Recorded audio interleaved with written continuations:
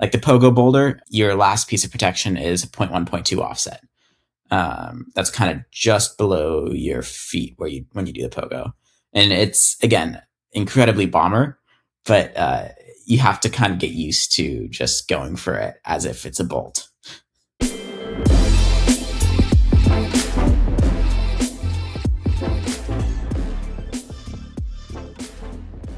Welcome to the Testpiece podcast.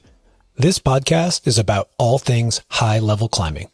How to go from good to great. I'm your host, Joshua Horsley. I've been climbing for over 30 years. We recently updated our Patreon, and now you get exclusive content from the guests that you love.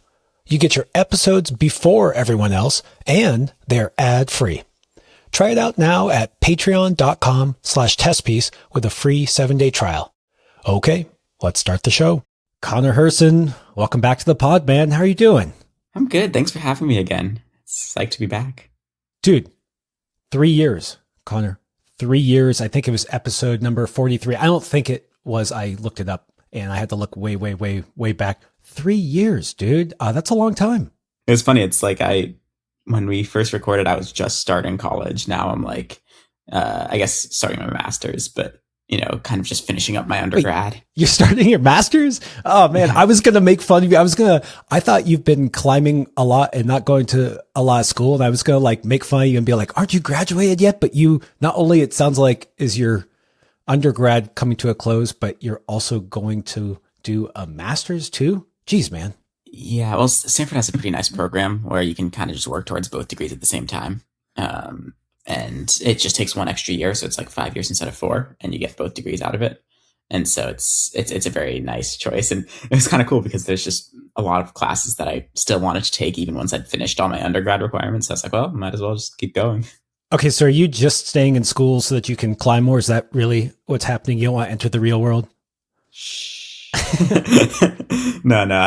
I think I'm trying to be intentional about it, and really trying to make sure I have a reason for my choices, not just like, oh, why the hell not? But I think there's just a lot of classes that really interest me. And again, I've finished kind of my undergraduate requirements, and there's a lot of classes, especially grad level classes that I still am really interested in. And I'm like, well, I'm not quite done learning yet. And so that's kind of why I kept going. How are you going to school full-time for electrical engineering at Stanford? Are you okay with me saying where you're at? I know you have tons of stalkers that people are going to come and sit in on your electrical engineering classes.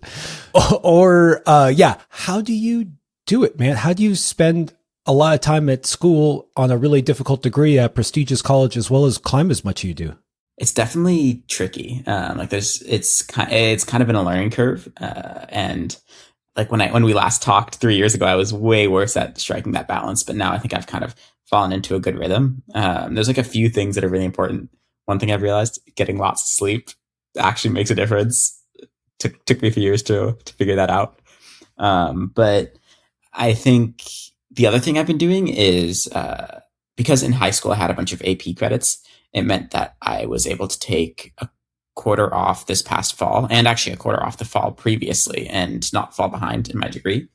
And so that way it's kind of nice where I can just frame school for half the year as just kind of hunker down and train and really kind of focus on that side of things, and not really put pressure on climbing performance, not try to send my hardest climb ever. And then during those 6 months where I am climbing full time, then just really go all in on the climbing. And so being able to kind of just go back and forth, I've found has been way nicer and way more successful.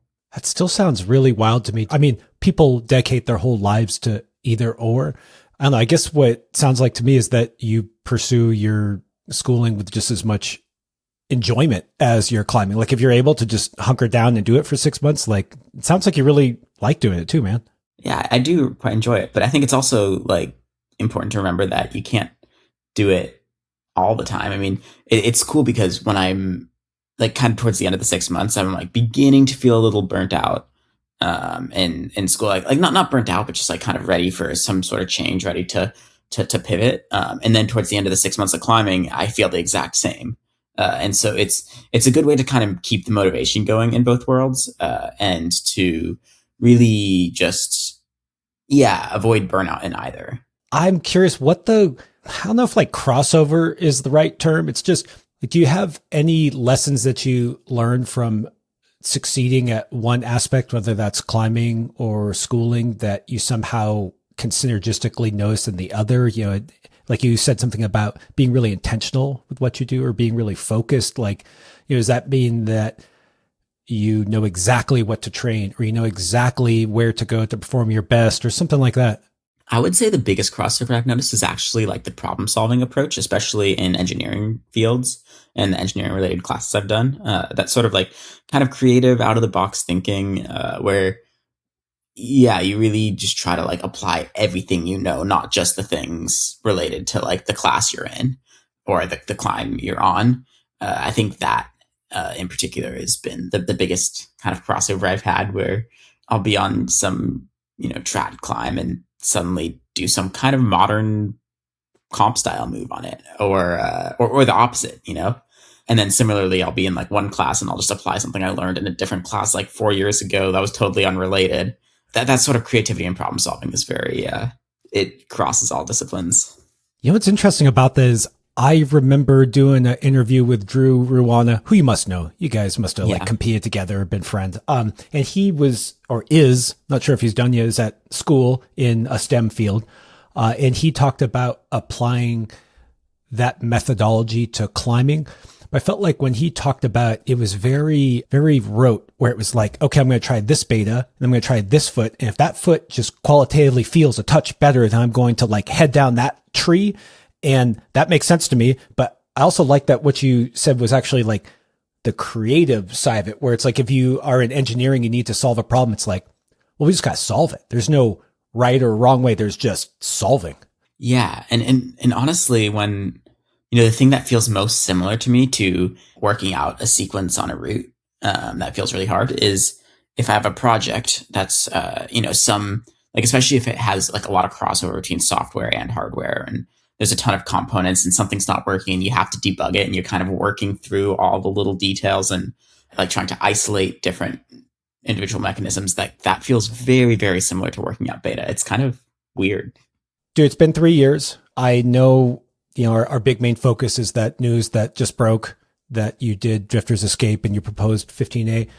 But it's been 3 years, man. And you really have changed and grown a lot as a climber. And I feel like it would do those 3 years a disservice if we just skipped right over them. Is there any like big moments that, kind of built that foundation to this latest big ascent? I think really like all of the last 3 years have been leading up to that, where it was around the time when I last chatted with you that I kind of pivoted a little bit, where I was away from the competition climbing, even away from like sport climbing a bit, and really just going all in on single pitch trad and big walls. Well, obviously I'd been doing a lot of that before, but I really kind of dove into it much deeper. I think part of that might have been when I stopped competing, I had more time, and it's just been this whole like other world that I've kind of been discovering. And so, yeah, it's hard to pick out individual highlights. There's just been countless really, really memorable moments, just, whether it's a hard project, whether it's just a weekend out with friends, or, some crazy like backpacking adventure. It's just like my climbing feels like it just looks so different now than it did back then. I mean, because that's what climbing's actually like, is just like, it's been a blur of joy. And I know that we shouldn't distill that down to like particular sends always, but sometimes it's a good portal anyways. And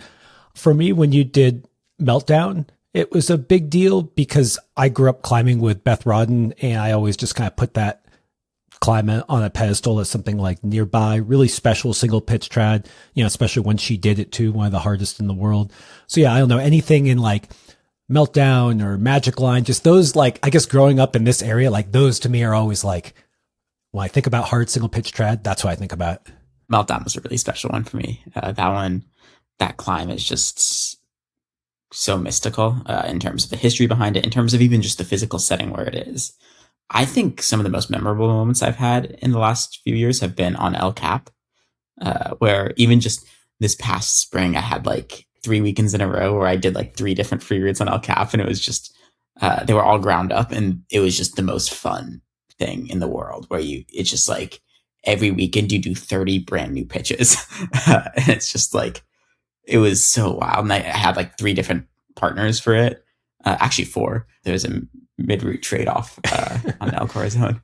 But it was just like, I mean, I got to spend time with so many different people, climb on so many new pitches, and those were just really, really memorable weekends. And then, like, similarly, other long routes in the valley are just so memorable. Can I go on a little tangent on this big wall stuff, which sounds like a freaking blast? I gotta admit, Connor, I do not know a ton about big walls. I don't think I've ever done anything more than like 4 pitches in a row, and my trad climbing experience is limited to like Lover's Leap, really, and some other basic stuff. So forgive me if these are obvious questions, but I have a hunch a lot of other people won't know as well.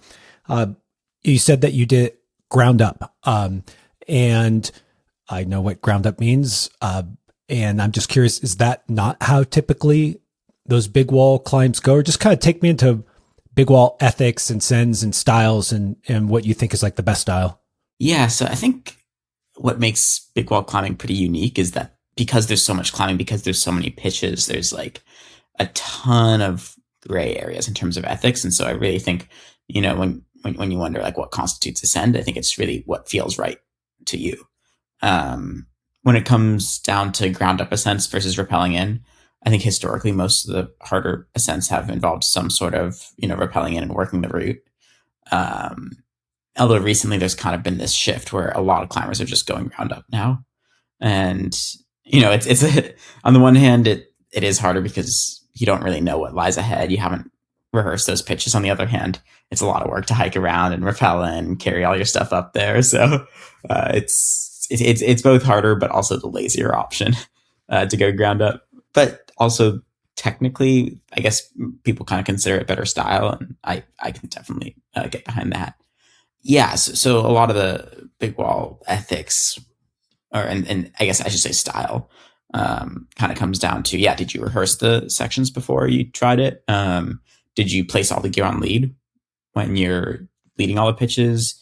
To what extent were you supported, and like how long was the ascent? Because doing El Cap in 2 days compared to doing it in 12 days is a huge difference in terms of how much climbing you need to do per day. And that's not to say that doing El Cap in 12 days isn't hard, but it's hard for a totally different reason, namely the hauling and just like supplies and the logistics.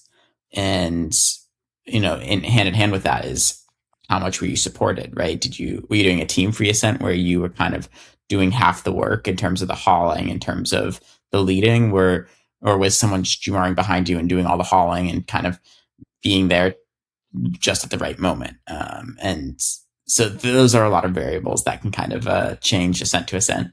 And we each kind of have our own rules of like what feels right. For instance, for me personally, if I'm in a team free ascent, I still want to lead all the crux pitches. If I'm being supported, I want to lead all the pitches.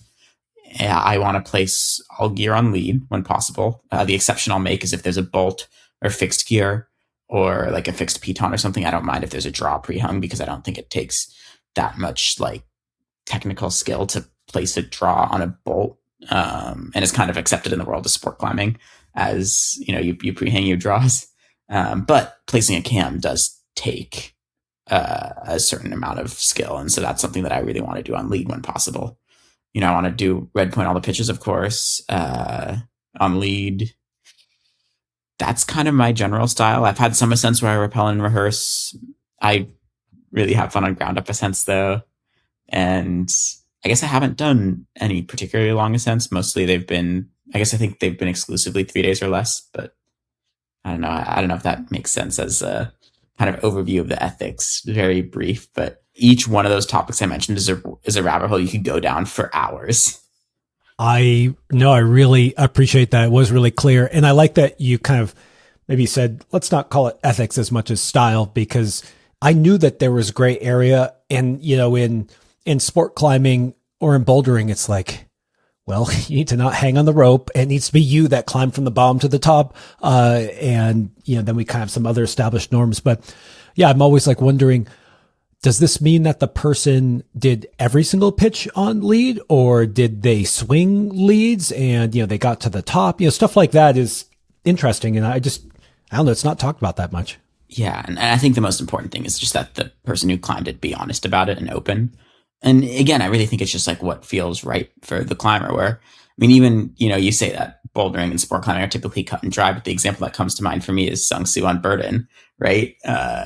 Good job. Yeah. I could imagine a bunch of people who would have done that, and like maybe their shirt touches the ground from the start hold, and they're like, yeah, that's fine. I felt like I did the boulder, but for him, he felt like he wanted to do it better. He felt like that wasn't enough for him, and he would be thinking about that. So he went back and did it again, which is so cool. But I think that's just a kind of the bouldering analog of it, where it's just what feels right for the ascensionist. And then ethics are a whole different thing, which is like, how do your actions impact others? And so that can be like fixing ropes on the wall, like, are you like crowding up a popular route, all that sort of stuff. And that's a whole different subject. So after hearing about the style discussion, just repeat to me, you said 3 weekends in a row, you did a ground up send of a new route on El Cap. Cause that sounds wild, dude. It sounds like a blast, like just tons of new climbing. So fun. Yeah, it was, I guess the first weekend was Golden Gate. And that was, yeah, I'd done, the Salothe before. So I'd done a lot of the pitches that were shared with it, but still it was just a really fun day. It was my first time climbing El Cap in a day, or my first time free climbing El Cap in a day. And so it was just a really cool, tiring, amazing day. And then the next weekend, I went up and did El Corazon in a day. And that was actually special because it was my first no falls free ascent of El Cap, where like every pitch I red pointed first go. I guess flashed kind of, but I'd done some pitches that were shared with Salothe, so I wouldn't take like a flash of El Cap for El Corazon. But yeah, and then the following weekend, my dad and I went up on the Premier, and that was a 2-day ascent. And it's like, it was just such an incredible climb. It was so fun. Dude, to do that with your dad must have been so special. And for those who don't know, your dad, incredible Yosemite climber. And I used to get to see you guys, I don't know, I was going to say training, but just climbing at the gym when you were quite a bit younger, and just, you guys were quite a duo, and to see how far you've come and then to get to do that together. I don't know.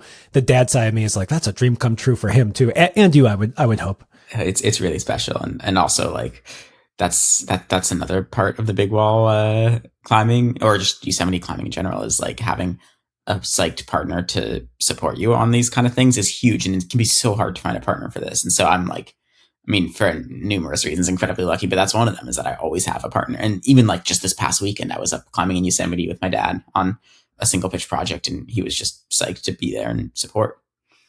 That's cool, man. So like you were saying, last time we talked 3 years ago, you were transitioning, you were in a transition phase out of comp climbing, which you did comps, you bouldered, you've sport climbed a lot. Actually, since we've talked, you've also FA'd a 515A. I don't know if it's confirmed or proposed, in Squamish on sport, as well. And so now you said that you've kind of zoomed in on single pitch hard trad as well as big walls. And I just want to know why, like, you've done it all. Like, what is it about that discipline, or those are different disciplines, even though they fall under the same category, I guess. Like, what is it that's so attractive or enjoyable to you about those specific ones? I think, well, big walls, it's hard to not get inspired by. You drive under El Cap and you can't not stare at it. In terms of single pitch trad climbs, I find that they tend to be actually the most inspiring lines, because they tend to follow some sort of weakness or like a very obvious line. Also, they're often, they're almost always fully natural. So there's like, there's no manufacturing in trad climbing, except for aid climbers who will hammer out pin scars on El Cap, but that's a separate thing. And yeah, there's just like no bolts on the wall. It's just like this blank wall that you just start at the bottom and climb to the top. I imagine it's actually the same appeal as, some of the really proud boulders out there. It's kind of like that. But I'm not that good at bouldering, so I go to trad climbing. The El Cap thing, I will never forget. I think this is why I'm a climber, is I was in Yosemite at like 6 years old, 7 years old, very young, on a hike with my dad. We were just staying in the valley at, I don't know, the Awani, probably not the Awani, but something, some accommodations. And I remember walking with him and him pointing out El Cap and him saying, that's El Cap. And it's one of my earlier memories. The fact that it stuck with me shows you how inspiring that is. I think most climbers have a moment like that. Yeah. At least climbers who've been to Yosemite. Well, I've never done El Cap, so I guess I still have that to close that loop. Exactly. But I think it's interesting that those aesthetics, like what you call out about a line of weakness, right? Like there's a crack, there's a dihedral, like there's some kind of thing that draws your eye in an otherwise blank piece of rock. And also that's what I love about bouldering too. I don't know if weakness is the right word because that's not always how bouldering goes, but a feature that is attractive. Right. Exactly. It's there's a line that like immediately catches your eye. Okay. I feel like this is a good transition into your latest proposed 515A, the world's first proposed 515A trad climb. First of all, just congrats, man. Thank you. That's awesome. I mean, just, I don't know, couldn't have happened to a better guy and someone who deserved it too. Quite a pyramid. It sounds like you've built up. What attracted you to Drifter's Escape? I still remember like the first time I saw it. I was hiking below the Chief and I saw it pointed out to me. Well, so I guess I should backtrack a bit.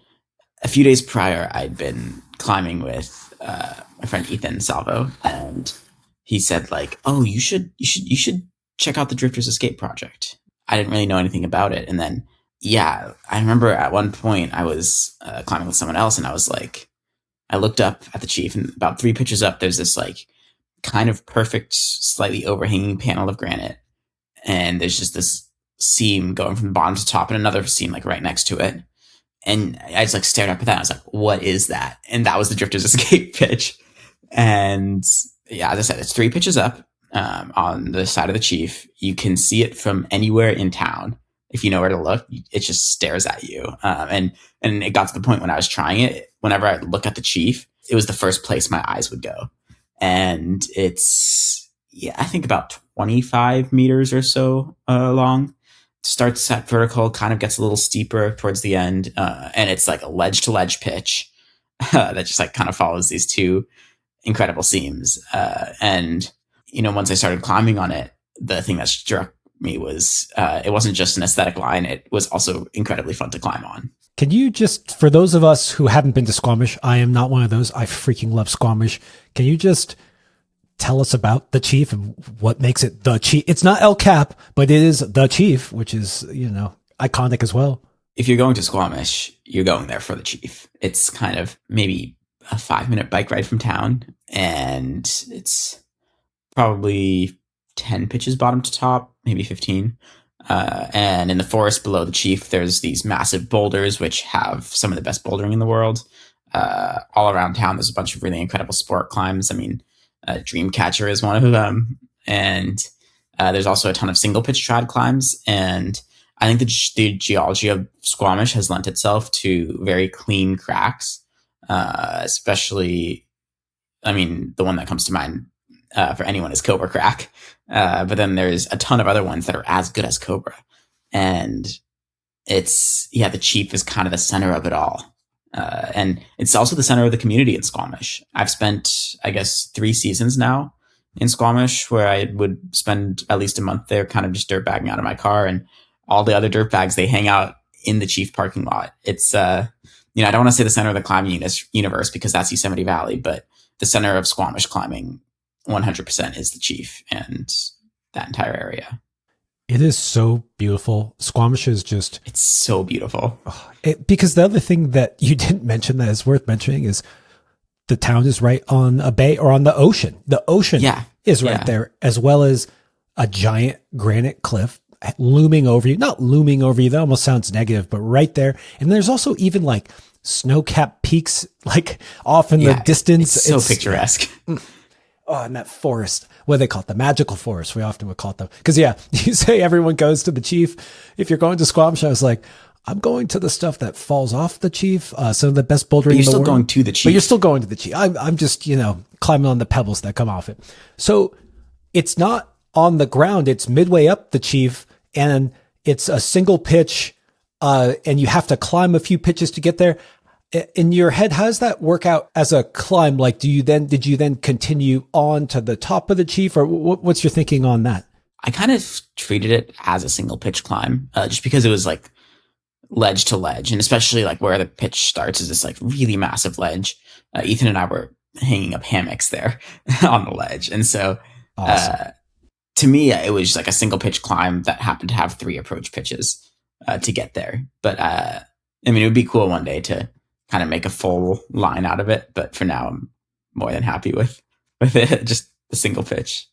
So Ethan Salvo, friend of the pod, awesome dude, Oh yeah, really strong climber. I would say that when I think of Ethan, despite his just love of climbing, all things climbing, that's one of the things that's infectious about Ethan is he likes to get after it, wherever it may be. I think of him as a really successful boulderer.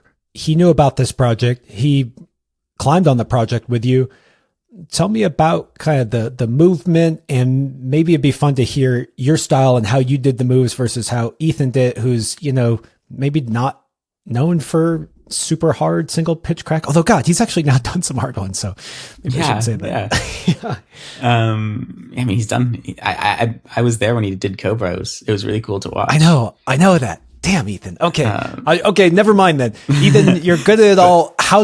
Just tell me about climbing on it with him and how you guys sussed beta and how it all looked. It was really cool. I think we actually ended up using the same sequence on it, even though we were both kind of experimenting and trying a bunch of different options. And I think it was just really cool just being up there with him because, like you said, he comes from such a different place in climbing. I mean, he's probably more locked in on the Squamish granite than maybe anybody else. And he really knows how to move on that style of granite. And he's really good when it comes to just figuring out individual moves and even just articulating things that I had done, but like couldn't quite put my finger on why it worked. He would be able to articulate it. And so it was really cool to kind of bounce ideas back and forth when we were working it. It was also like quite gratifying when because I had a few sessions on it before he came up and joined me, and I found a sequence that I was like pretty happy with for the crux. And he got up there and he wasn't convinced that it was the way. And he spent like a few sessions figuring it out. And he's like, no, Connor, you were right. And that was really gratifying. I was like, yes, I know how to granite climb. But yeah, it was so fun to just like hang out up there with him and share that entire process with him. And it was cool because there were also a ton of other local Squamish crushers and actually other climbers that I got to go up there with and kind of trade beta back and forth. It was quite special. Tell me more about the specifics of the climb. I remember you said there was a seam or a crack and another one right next to it. Just, like how did it actually go? Yeah. So I guess the breakdown of the climb, it starts out, there's actually 2 bolts that kind of get you off the ledge around this corner and onto the like panel. And then from there, it's a crack. And, altogether, the start of the pitch is probably like mid 513-ish. It's kind of technical lie backing. It's definitely hard to do on lead while staying relaxed. And that was one of the big learning things, was being able to just do that first section quite relaxed. And then you get to this rest that's quite good. You kind of perch on this heel hook. You can go no hands, but it's a little strenuous to be no hands, but it is quite a good rest. And that's around half height on the pitch. And from there is kind of the crux where the angle of the wall kicks back, the seam kind of narrows out, but then the second seam starts probably about 2 feet to the right of the first one. And so you kind of climb between the 2 seams. And there's kind of this hard technical boulder where after a few setup moves, you get on this crazy pinch hold, which is one of the wildest holds I've ever touched. It's kind of at a slight discontinuity between the seams, and you just pinch it as hard as you can. Your left foot's in a foot cam, and there are a few right foot options, but they're just not that good. And you have to bring your right hand up in the right seam. And so the best option we found was to pogo. And it was kind of this crazy move and this like aha moment when it works, because when you do the move right, you just know it's the way. And then a few moves later, you get to this this rest that's pretty good. You're on like quite good finger locks, but the feet are pretty bad. But still, it's a pretty okay rest. And from here, there's actually a really fun section where you're kind of climbing between the 2 cracks. It's a little bit easier, but just pumpy. And then you get to this stance where you can place some gear, kind of shake out a bit, maybe like chalk up each hand once. It's not a great rest. And then you launch into this second boulder at the very top of the panel, which is probably around the similar difficulty to the first boulder. I thought it was slightly easier. Ethan thought it was slightly harder. It's definitely more technical than the first boulder, and definitely a red point crux. And then you finish that boulder, you mantle over the top of the panel, clip the anchor, and it's done. Dude, that sounds so perfect. I didn't realize when you're first describing it that the seams ran in a way that you got to use them both for longer than just like one move. I kind of figured, oh, you just transition to another seam, but that is amazing. No, it's like train tracks. That is so cool. Quick question about when you're saying kind of more the intro part before the cruxes. You talked about how it was hard to stay relaxed on lead. And just like, what do you mean by that? Like, what was about the climbing that made it tenuous or like tricky to just climb on lead versus TR? The climbing is very foot intensive and the feet aren't amazing. And you're kind of laybacking and it's a lot of pressure, but you actually can climb it without much effort. But it requires a lot more trust in things not slipping. And once you're on lead over gear, it can be a little mentally strange. But yeah, I would say like my first few lead attempts, I was quite tense through the bottom. And then by the time I even got to the first rest, I was just like super pumped. And I would get into the crux and just completely flamed at the start of the boulder. And one of the learning curves on the route was learning to climb that bottom part just really relaxed. And that's something that's quite hard to do, especially on that style of climbing, especially when you're placing your own gear.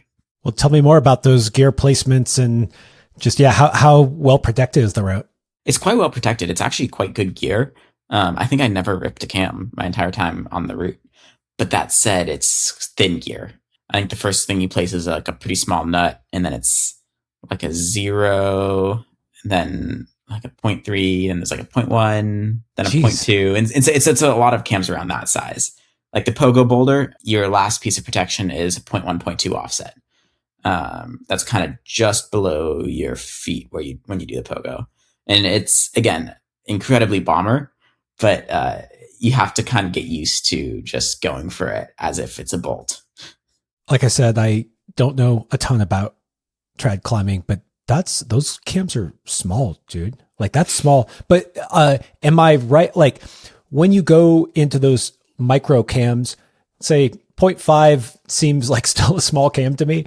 But then a 0.3 or smaller, like a 0, like will those hold any fall? Like what was your mental state on placing those? Like have you fallen on that size a ton already? Yeah, I've definitely spent a lot of time whipping on 0s and 0.1s, and it's something you definitely have to learn.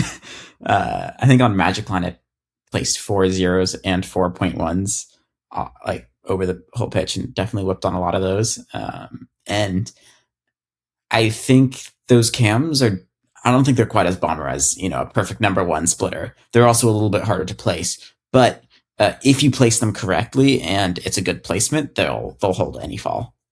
And so it's definitely like you have to be intentional about it. You have to kind of know the placement, but it should be good.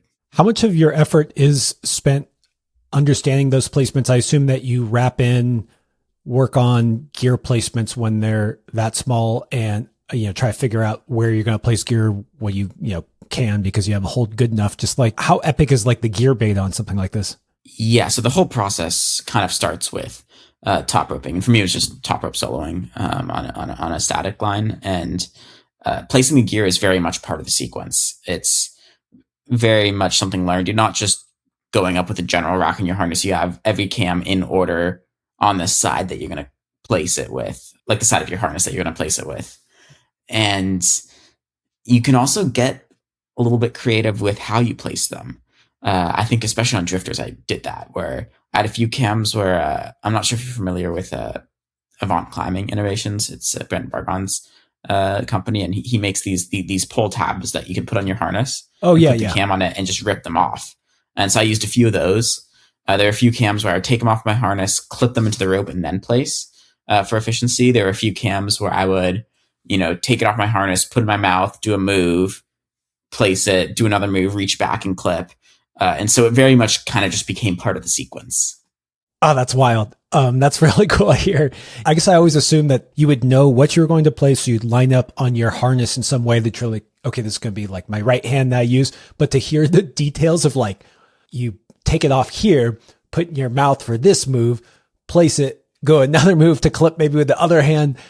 Yeah, that's wild, man. That's wild. Yeah, and I think every gear had some slightly different microbeta on it on that route in particular, and it's similar where, for instance, a lot of boulderers, and we know what I do is any important hold will probably have a tick mark on it at the correct spot to grab. You'll also be ticking where to place the gear at the exact spot where like the cam will sit nicely with the crystals, especially for those smaller sizes, and that is also quite helpful because it means that it's like a placement that you've tried that maybe you've whipped on before and it's going to be good. Quick break while I tell you about today's sponsor. Thank you to all the patrons who help make this show possible. Join them so you can get episodes early before anyone else, and those episodes are ad-free. As a patron, you also get to submit questions for upcoming guests. The answers to those questions are only available to patrons. Follow the link in the show notes to join now. You also get access to a private Discord where you'll find me and other people who want to go from good to great. Okay, back to the pod. So again, I'm going to get just ripped on. People are going to rip on me for my lack of understanding. It's okay. Like when I place gear, I am placing it in front of myself. I'm looking at it. I'm seeing where it sits. Looking at like the lobes. And I know that this is me who hasn't rehearsed that specific gear placement. But when I hear you talking about how precise some of these really tiny cams need to be, and you have a tick mark, like how do you know, especially if it's like a blind placement, that it's safe enough? Well, I mean, that is one of the difficult parts of red pointing compared to pink pointing is you do have to place it on lead, and it does require a certain element of trust. But that said, especially with the small cams, a lot of it is actually feeling.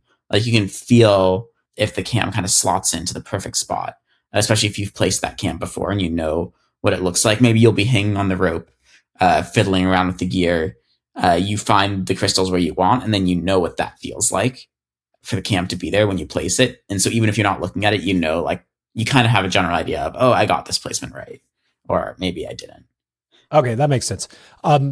Based on the size of these cams, it sounds like you weren't doing a bunch of massive hand jams or even much finger locking. Like what was the actual climbing like? So one of the cool things about drifters is it kind of incorporates all styles of climbing.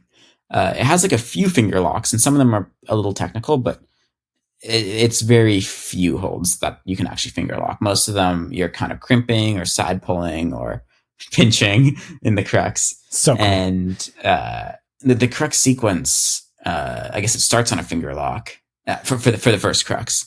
It starts on a finger lock, then it's side pull, side pull, side pull, pinch. You pogo to a side pull, you bump to a down pulling hold, then you cross, and then the rest is on finger locks, like the resting position. And then in the top crux, there is a very, very technical kind of half finger lock in the middle of it, where you kind of get this hold as like a pocket with your middle two fingers, and you kind of like your knuckle kind of sits up against this other ridge of rock, but you're very much kind of crimping it. And so, it's got all sorts of holds. No hand jams though. Was there a lot of feet outside the cracks, or was it typically like just in the cracks for the feet? The feet are mostly in the crack, but there are some other footholds that are to the side of the crack. And typically those ones at the side of the crack tended to be a lot worse. It definitely was a pretty good mix. There were a few kind of foot cams that were pretty important. And I did kind of have to experiment with shoes a little bit. When I started trying this pitch, it was summer 2024. And I ended up kind of using a right solution and a left katana lace.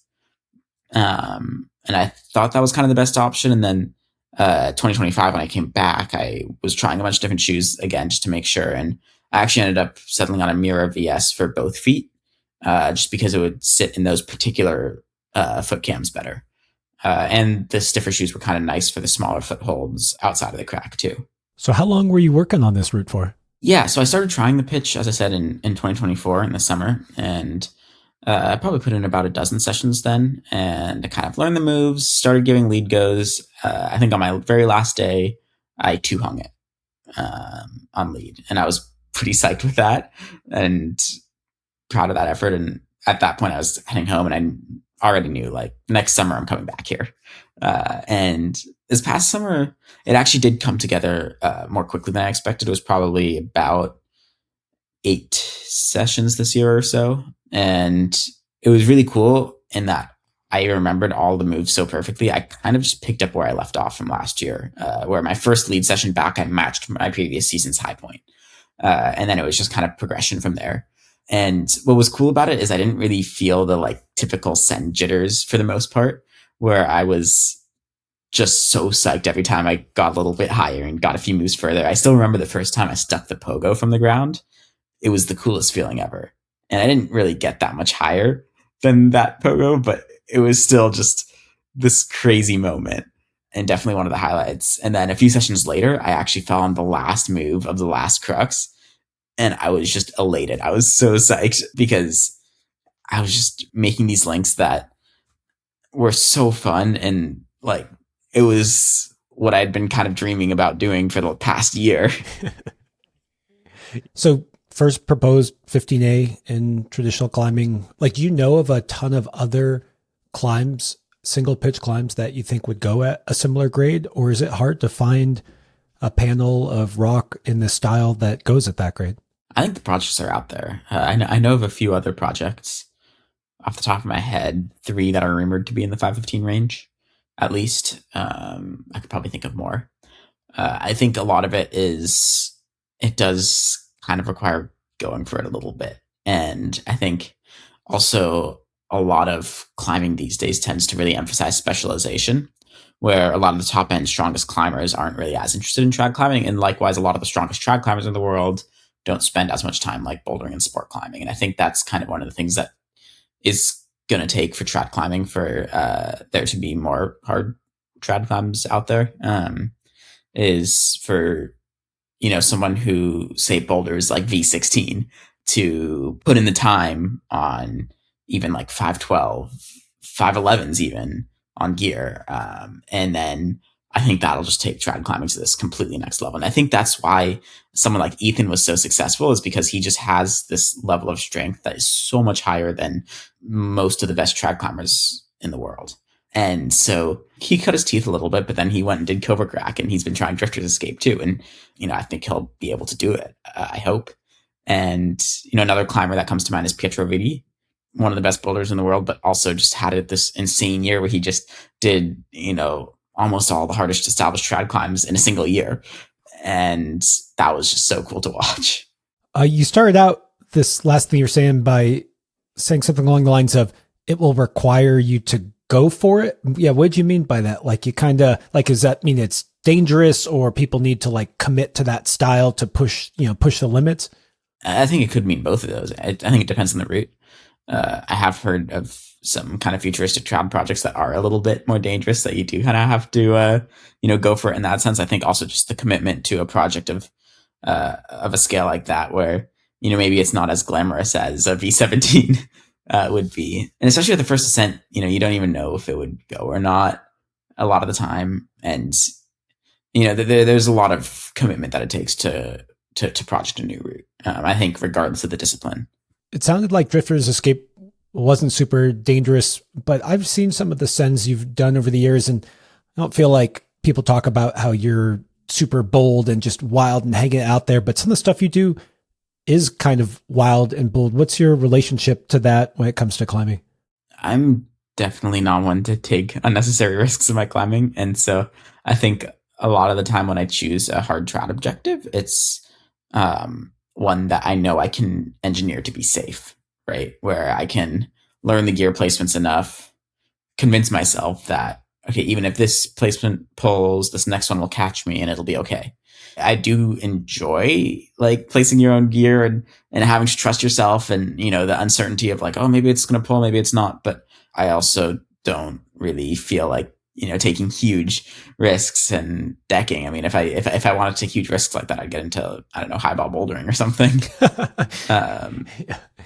I mean, you say that, but just what little experience I've had and seen some of the lines you've done, it's not like danger is absent by any stretch of the imagination. And the idea of like engineering it to be safer is like, it's a step function of making sure you don't deck. But I just, sometimes I would see the stuff you're doing and I was like, I know that you're not going to deck, but there's a lot of room between falling and decking, and there's a lot of not so great outcomes, even if you don't deck. And, I just think it's something that I don't know if you get as much credit for where, yes, you're climbing super hard, but some of the stuff you're doing, it's bold, man. It's a little wild. Thanks. I mean, I try to think about like just trying to, especially on a project, trying to minimize those no fall zones. Like, I really don't want to have that on a project. But yeah, I think just being honest with myself about like, yeah, if I whip from here, it's going to suck. Like, I'm going to, maybe I'll pull gear, maybe I'll take a really big fall, maybe I'll, flip upside down or something, and just being aware of that. But also like, yeah, I probably won't hit the ground in this case. And so maybe it's all right. And also I try to be open with myself about like, if I'm trying a hard trad climb, maybe the takeaway is it's a little too risky for me. I'm not sure if I'm going to go for that. Have you done that before? There have been some routes that I've kind of scoped out as potential FAs where I've kind of set to the side because I'm not sure if it goes on gear. Maybe it needs bolts, but also someone more bold than me could maybe do it on gear. And so I don't want to put in the bolts. And so it's certainly on my mind. I'm not just someone to take a bunch of risks and not think about it. Good, man. Well, keep you around for a while. You said something about this idea of cross disciplines. You're having people who boulder really hard, get into, it could be sport climbing or, trad climbing, and just that kind of bringing abilities from all different disciplines and then combining them into a hard send.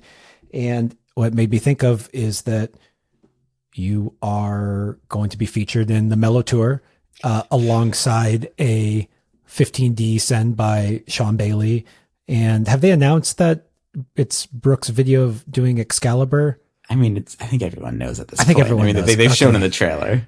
All right. Mellow, don't sue me if it's okay. Oh, it's in the trailer. Okay, good. I mean, first of all, that's so cool to be featured there. That's awesome, man. Thanks. And it's right alongside the cutting edge, sport climbing. Brooke on Excalibur was just incredible too.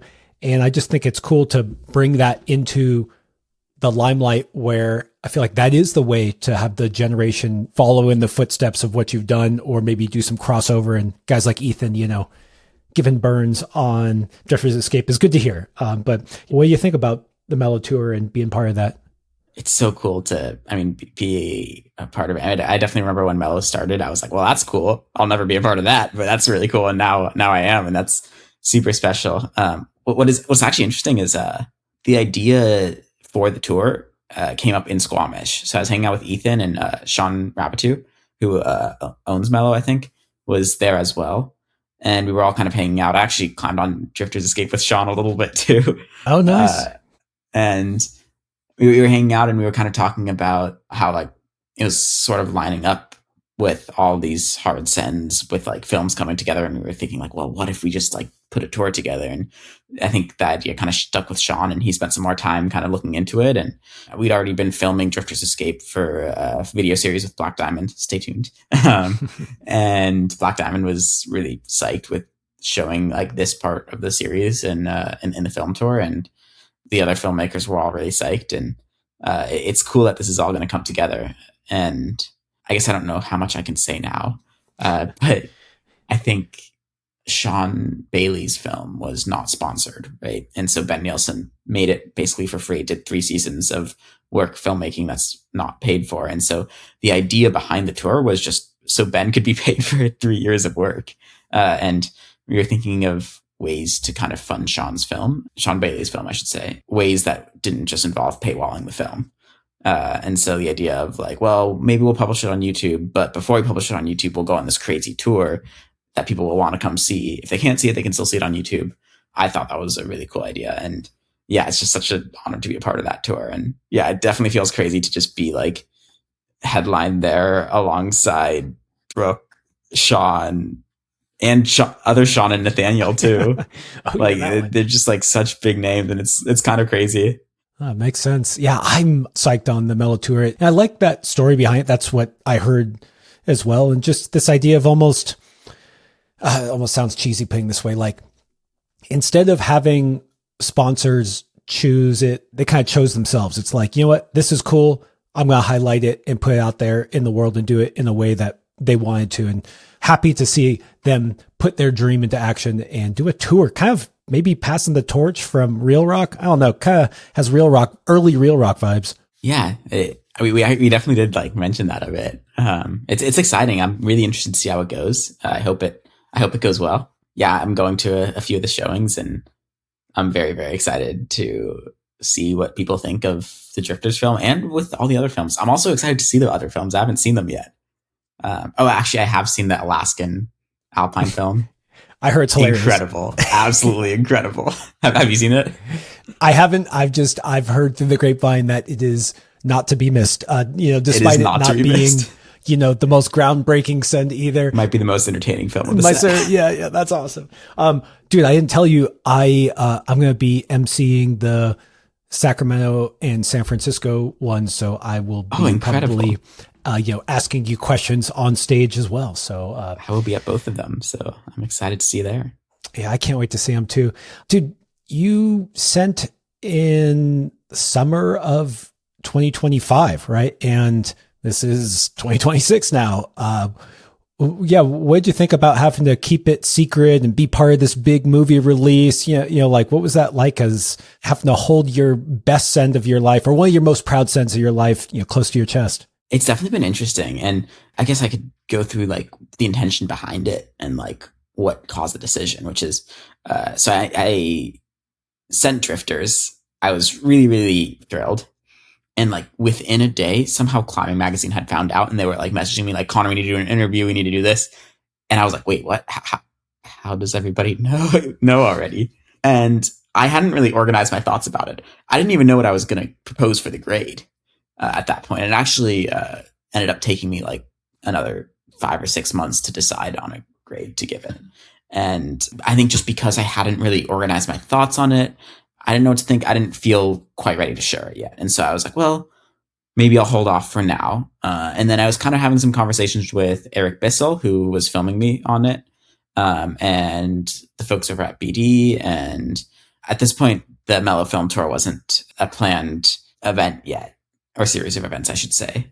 And we kind of thought, well, this film's not going to be ready until the spring.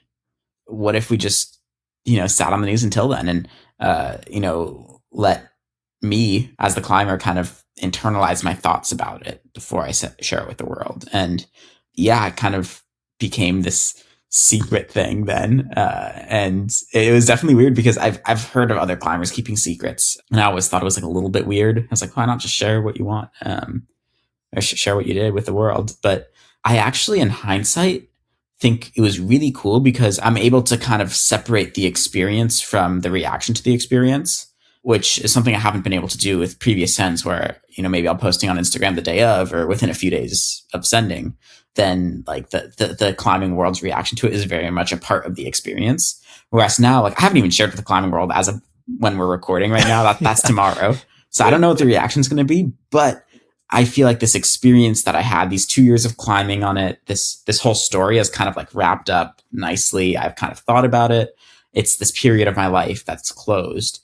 And now I can share it with the world. And I've organized my thoughts about it a little bit more. I know how I feel about the period of my life. And if somehow I don't really know how the reception is going to be, like if by some weird reason there's like a huge controversy about something, I don't really know. It'll at least be separated from the experience of climbing the pitch and projecting it and spending time up there with friends. And so I think that actually ended up being like a huge unexpected benefit to sitting on the news that, yeah, I didn't really think about, but now that, I'm getting the news out there, it's really special to kind of have had the experience for myself. That's cool to hear that perspective on it because I never thought about like that. I thought about like, oh, this is always like a business decision. And, and I'm sure that, sponsors and stuff have some kind of influence on that stuff, but just that ability to climb, do the climb, have fun on the climb, feel good about doing the climb, and then having that being divorced from what everyone else thinks about the climb and giving yourself like, nice consolidated memory versus just, when you put something out there, I'll tell you what, someone will be upset and dislike it for some reason because that's how it always happens. So I think everyone will receive it with open arms and be happy for you, but somehow you'll still read that one negative comment and be like, wow. Yeah. So that was cool that that's how it went for you. And I keep saying proposed 15A because That's how it really goes. You propose a grade, you're the first ascension, someone comes along and maybe finds some jug that you didn't see. I mean, that does happen. What was it like making that proposal and sitting on that? Because it's a new grade and it's not just a new grade, it's, a new, I don't know, you know how it goes, like 10A can sometimes be harder than 5.9 because people just wanted to stay on 5.9 forever. And you're crossing into 5.15 where that's new. And it's more than just the new grade. It's like a new number.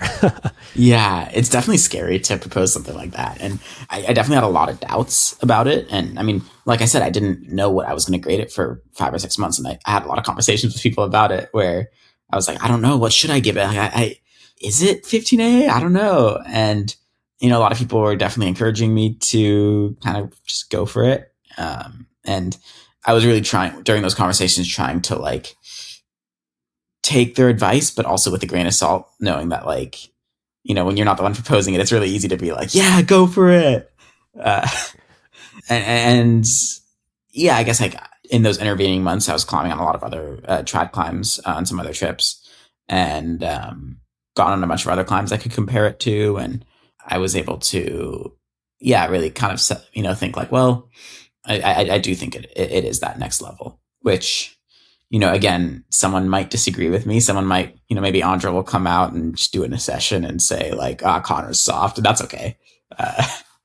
I would just be psyched to see Andra on it.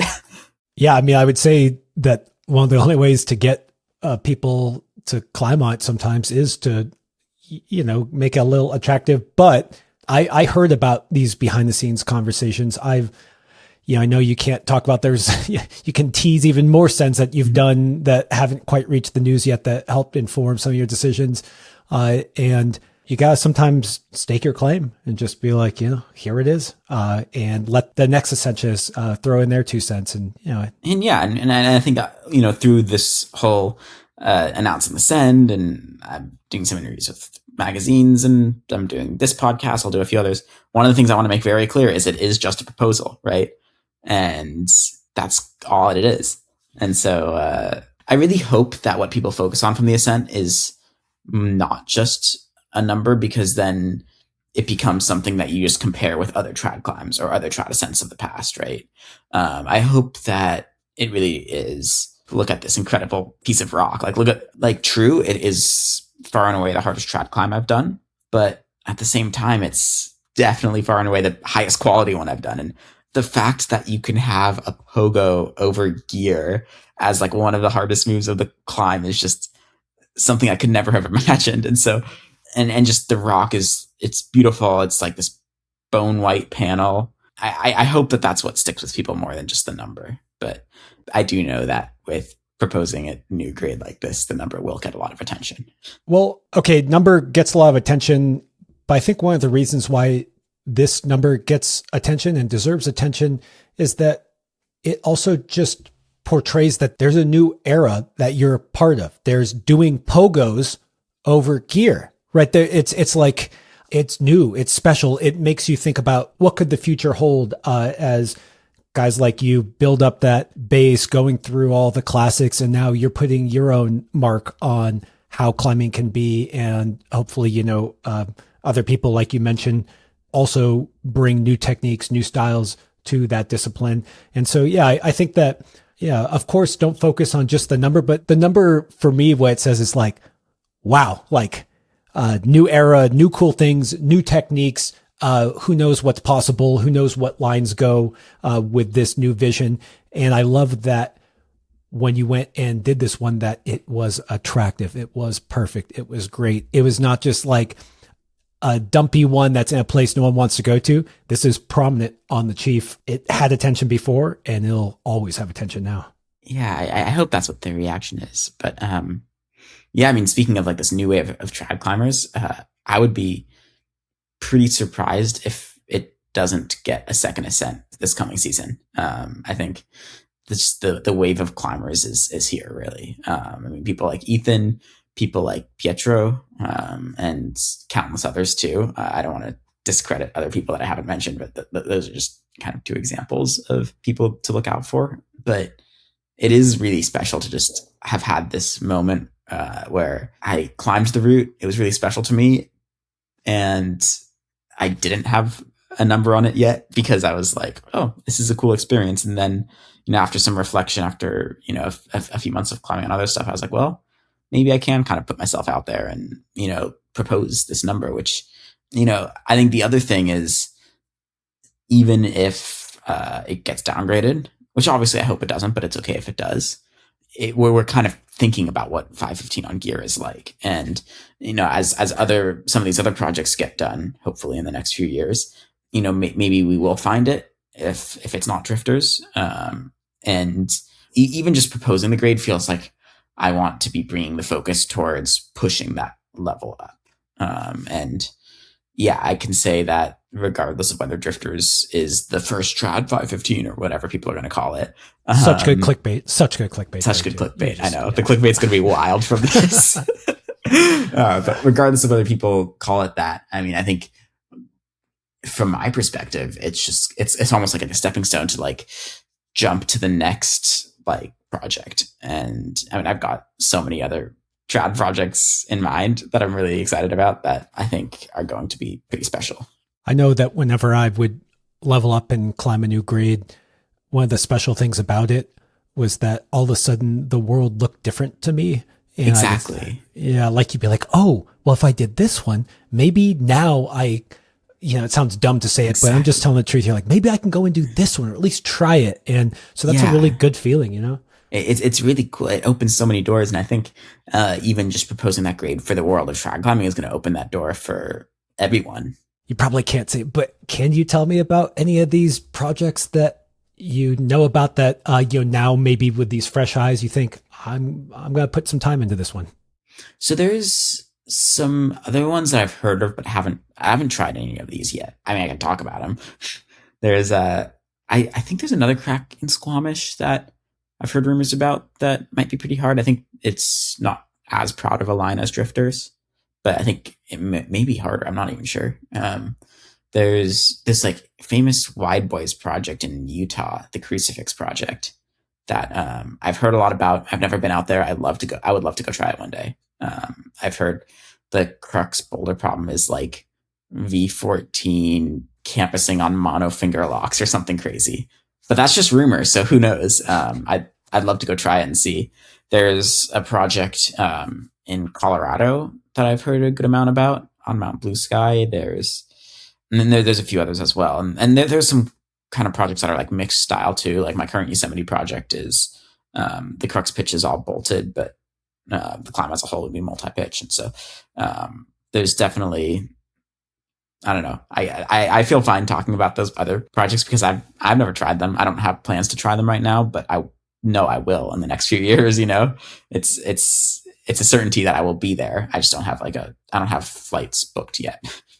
Well, the thing that stood out to me about Drifter's Escape and your experience on it was just how it grabbed you. Like I hope you go one of those or find your own project that grabs you, man, because I just think that whenever we're pushing the limits of what we're capable of, it kind of has to eat at you. Kind of like you said, it just caught your eye. Every time you looked up, caught your eye. And I just love that you got to find that one there in a place that you love. And I just hope you get another one too. Oh, well, thank you. Yeah. I mean, it is a really, really special line. I think it's a rare thing to find a route like that. And so hopefully there's plenty more of those out there. And I'm sure there are, but yeah, the world's a big place. It'll take some searching. Okay, Connor. I don't think I asked you this question when we last did an episode because I don't know if it was my common question yet. So this one will be a new one for you. And that's, how do you go from good to great? How do I go from good to great? Well, I don't pretend to have the answer to this. If you have it, please let me know. That's what I'm asking. That's why I ask everyone. One thing I've been thinking about in the past year and kind of theorizing with, especially as it pertains to how I set my own goals, is the balance between volume and intensity. What I mean by that is if you look at some of the best big wall climbers in the world, right? Like the Tommies and Alexes and Babsies of the world.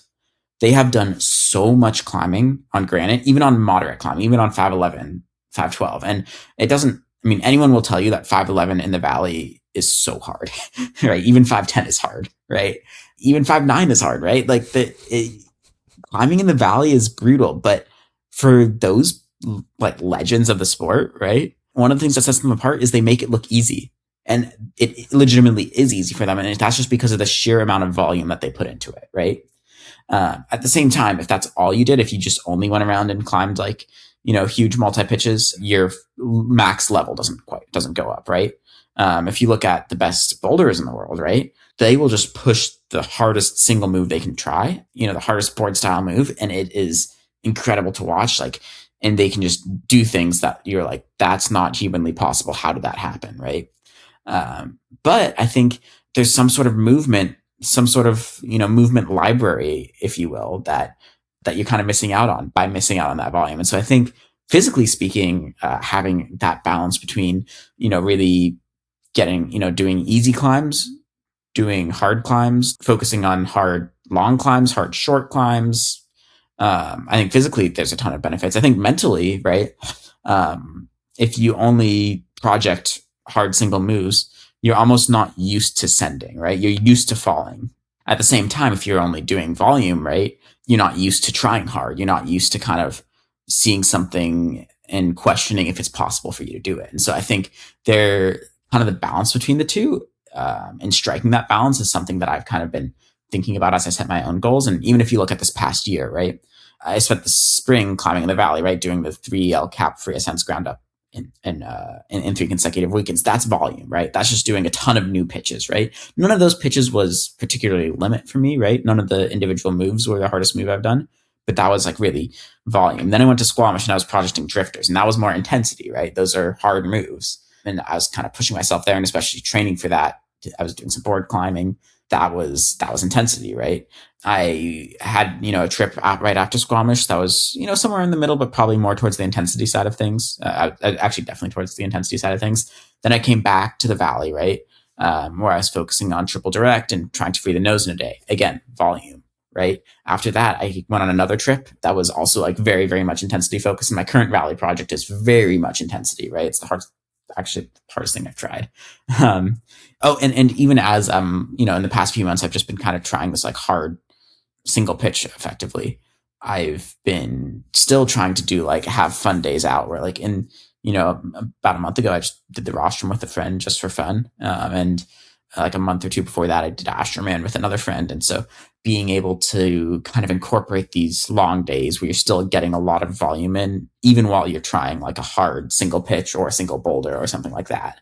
And finding that balance is something that I really want to just keep seeking in terms of my climbing. I think it's how I'm going to improve. I hope. I really believe in that idea of having a foundation. I mean, you didn't use those words exactly, but in some ways, like when you watch people on the quote unquote easy stuff and they make it look really easy and they're really comfortable, it's because they're doing those basics perfectly. They're placing their foot right in the right spot. They're weighting it. I mean, that's just like the most basic example. And just doing the basics well over and over and over and over and over again. But something that I want to ask you a little bit more about is that we all have this kind of predisposition towards somewhere on that spectrum. Maybe like I was talking to Alex Honnold and he's like, dude, I like just big days out. He's like, I want to just climb 5'9" all day long, every day. That's not to say he just did think one of his hardest sport routes recently, like a 9A or something. And I climbed a building.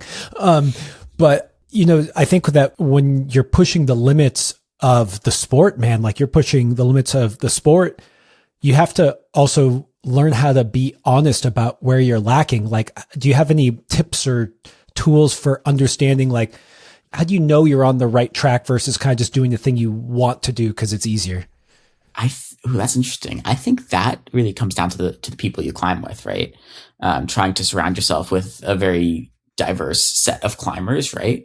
Who can all kind of like highlight different parts of your climbing and see like where you're at. And in the past few years, I've actually been spending more time hanging out with like top end boulderers, and that has really exposed like, wow, they have a totally different approach to climbing, and they're at a completely different level. And that's actually, been a guiding force in my training for the last year or so, is kind of realizing like, well, bouldering power is a pretty strong weakness of mine. And so when I'm climbing in the gym, I'm really trying to work on that. And so I think it just comes down to the people that you climb with.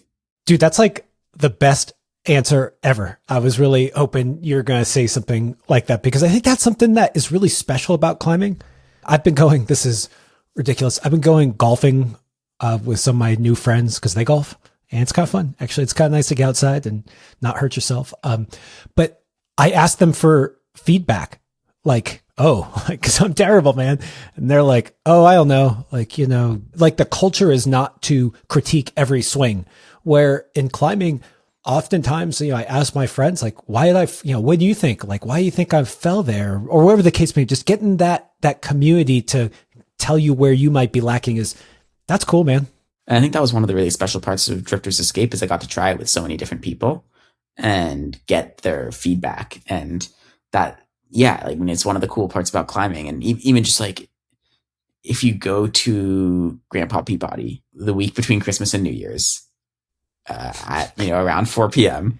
and you just watch, you'll see that people will try, they'll fall, and like so many people will be like, I think maybe your hip was in this position, or like, you weren't quite on this crystal, you weren't quite stepping on this foot with your ankle here, and it's just that sort of atmosphere I think is really, really beneficial. The other thing about climbing with top end climbers of any discipline, but we'll just say bouldering because you said you've been around them a bunch lately, is that I haven't really climbed much with Salvo, but I've watched him climb a bunch, and I would argue that he may be one of the better heel hookers in the world. Like he really heel hooks extremely well.